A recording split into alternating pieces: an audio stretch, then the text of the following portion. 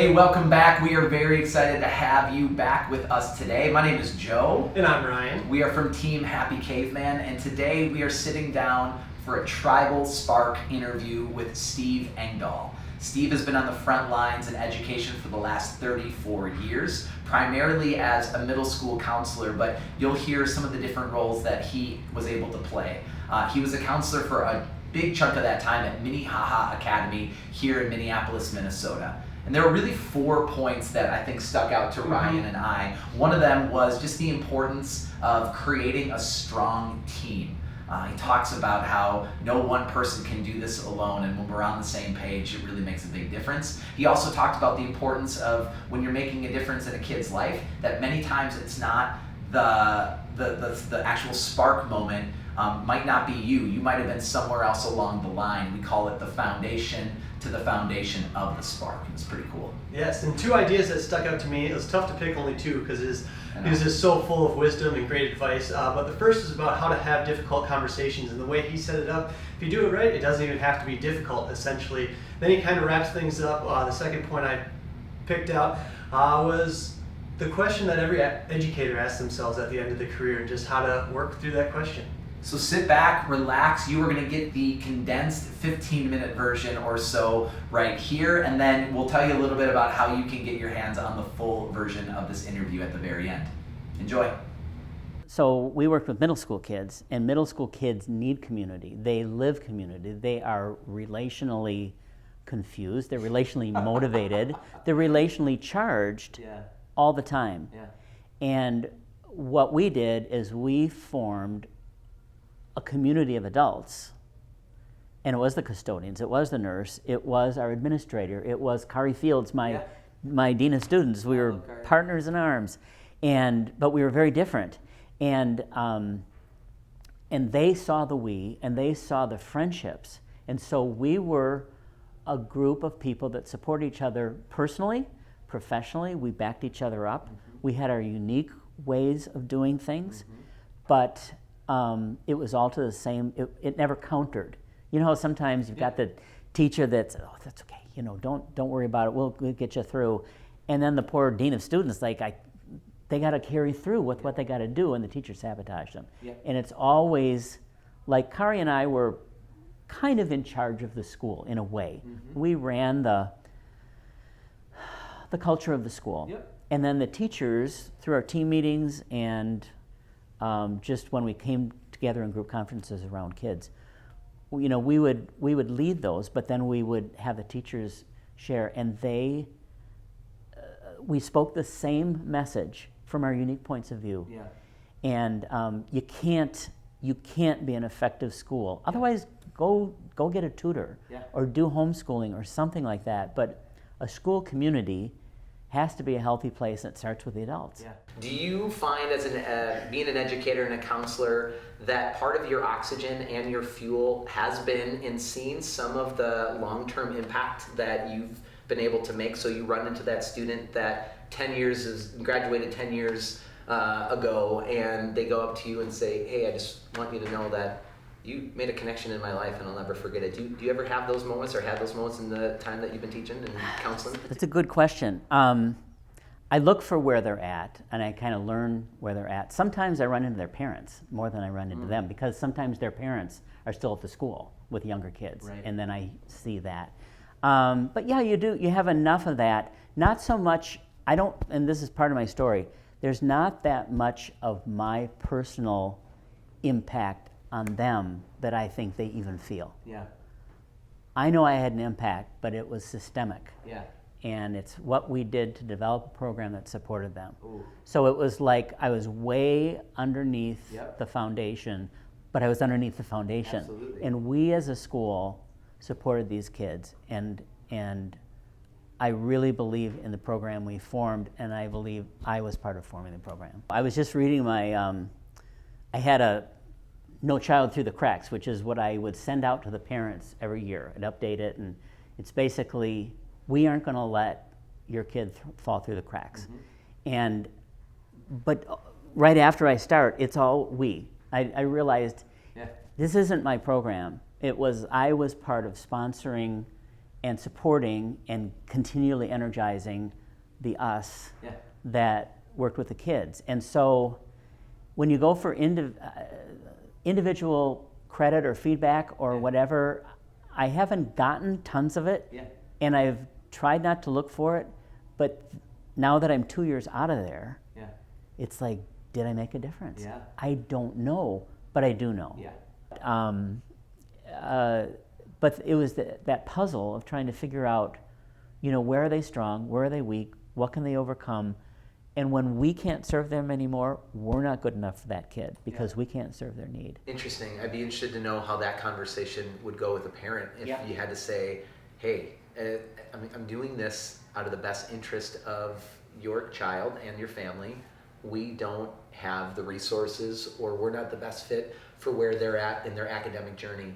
Was that a difficult conversation? Was that received? Did you ever have any times where, how did parents generally react to that? Well, that's interesting. So that's that conversation.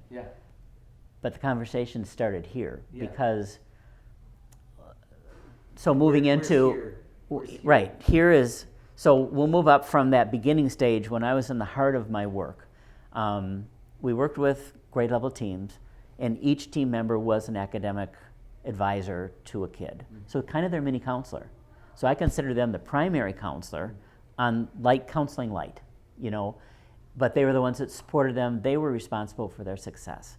So they'd always, at a team meeting, weekly team meeting, they might bring up the situation like, I don't think this, I feel like they're not really getting it, and I feel frustrated. And then they'd ask the other teachers, which were also in the room, and we kind of put together a set of concerns. And at a point, we'd say, well, if you talk to the parent, do you want to call them and just see what they're thinking, get a little read on their piece of it. They might have that conversation, come back the next week, and say, I think it went well or didn't go so well. And then someone would, we decide, let's invite them in for a conference. So we'd sit around my table. It could be 12 chairs. It could be the 8 teachers, Kari, the dean of students, myself, many of the learning specialists. We would sit there. This poor parent or two would come in. But this is a conference here, not here, where we'd say, tell us your story. We want to understand your student better. We see him or her at school, but you know them at home. You've worked with them. You're the expert. You're the ultimate carer. We want to serve you. So immediately, we put ourselves at their disposal and want them to be not only the partner with us, but also kind of the expert. But then we earn respect so that we became expert on science or social studies or reading or attention in all the classes. It's not going so well. And so we could tell them what we were concerned about, what we were worried about, what we thought was great about their kid, and they felt so supported. And so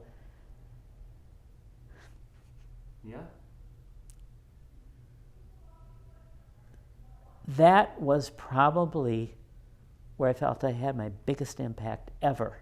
I didn't run the meetings, but I hosted them in my office, and I always was the one the teachers kind of looked to kind of put the pieces together at the end.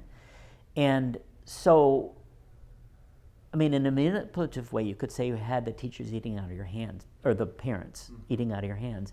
But truly, it was authentically, we know some stuff, you own the kid, you love them, you're responsible for them in the long haul.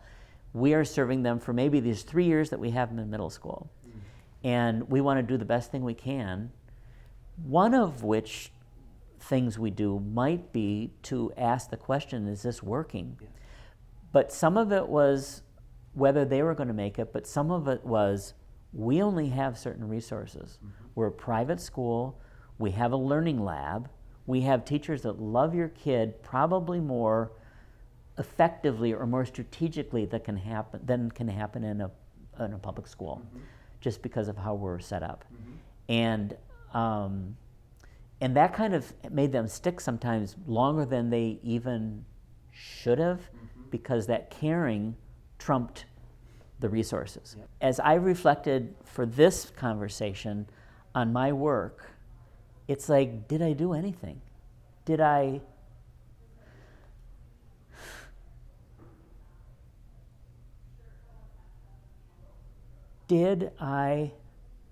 do what I was called to do for 34 years at that school? But the real question is, how did I walk in every day?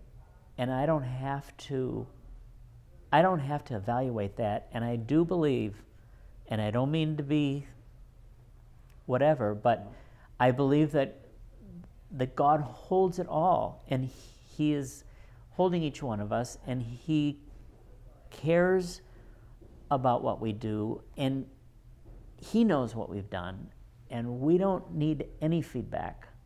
And so in my world, when you asked me at the very beginning, kids coming back to you and saying, hey, thanks for this or that. In my youth work, at church and stuff, friendships were long-term, and that was easy. Yeah. But this, when you're running through so many kids, and having a certain role, it's like you don't get as much feedback as you think. And you wonder, well, there's all these popular teachers, all these people that, are on the front lines. And I mean, when you came with Youth Frontiers and spoke, you guys were up there doing your thing, and I just loved it. All we did is sit in the back row and watch the kids, and we weren't doing a thing. Yeah. But I was so proud of what you were doing, and we brought them there, and it's like just the contrast of the different roles people play, and how we can, how we can be a little piece of the cog, but it's really important. And if you're not doing your thing, the rest of it's not going to happen.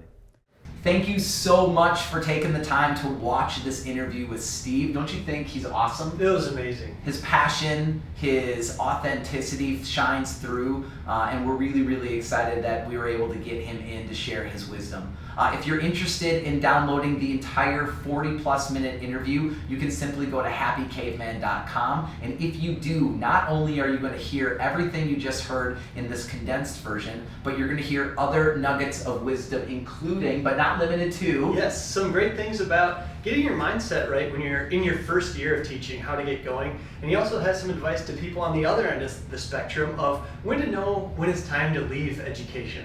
Fantastic stuff. If you're a teacher or anyone out there who works with kids, we just want to say thank you for doing the work that you do. Keep the sparks flying, and we'll continue to bring in interviews from people who are on the front lines. Take care. Have an awesome day.